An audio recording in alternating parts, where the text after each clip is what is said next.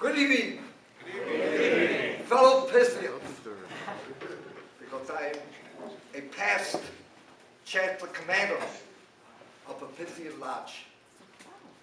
But today, I've been asked to forego my belonging with Pythian brothers and talk about what the United States government asked me to do during World War II.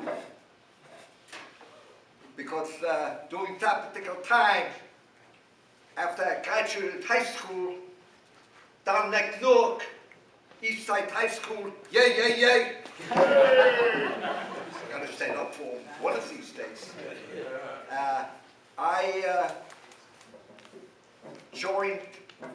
I was drafted into the United States Army. My brother, my younger brother, a year and 2 days, well, we're Jewish, so we're a little bit late. My mother, he, at that particular time, joined the Navy. I didn't want to have anything to do with water. Because when I came to this country, the ship ran into the hurricane of 1938. And during that particular time, 100 people from Connecticut lost their lives. And I came here, very lucky over here that my parents walked into an American consulate in March of that particular year, and instead of them asking questions, they were asked a lot of questions. And after 4 hours, they were told to go home. And 3 days later, they got a letter from the American consulate that the application for a visa to come to this country had been accepted, not approved, that we could come later. Because in 1933,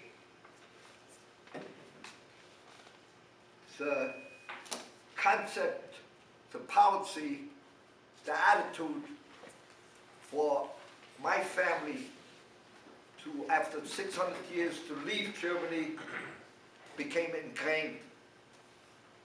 Hitler had come into power and they lost their business. And in order for them to come along and exist, they had to find a new country where perhaps over here the economic life over here could come back to them. And after living in Upper Manhattan for a year and a half, my father, who was told to go west, Illinois, Iowa, Kansas, went west 16 miles to Newark, New Jersey.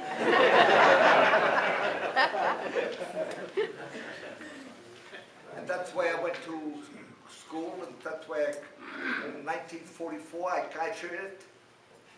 And like every every boy over here in my class, we joined the armed forces, and I got drafted, no objections, in the United States Army, was trained as an infantryman, ended up back in Europe in a temporary camp 30 miles behind where combat was taking place. And as you probably heard, I was on a truck with 8 buddies of mine that I trained with when I got pulled off one of these 100 trucks with 2,500 other guys going into the Battle of the Bulge. And I spent the next 3 months eating sleeping and goofing off for the rest of the day. They didn't tell me a thing. I was going to put a word in there, but not. And found myself in Munich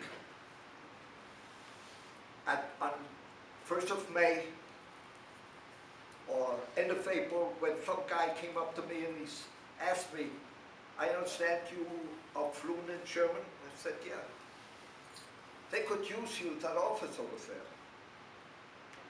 So the next day I went to that office, and there was a lieutenant I talked to, and I told him, I understand you could use somebody who's fluent in German, and I'd like to volunteer. He says, good for you. Sit in that chair, this guy next to you will tell you what to do. That was my introduction into the monuments men. For the one over here that I volunteered to happened to be Jim Romer, who was one of the leaders. A man who real wheeler and dealer. Never met anybody like him. Got things done. Many things done during any one day. And he later on became the director of the Metropolitan Museum of Fine Arts in New York.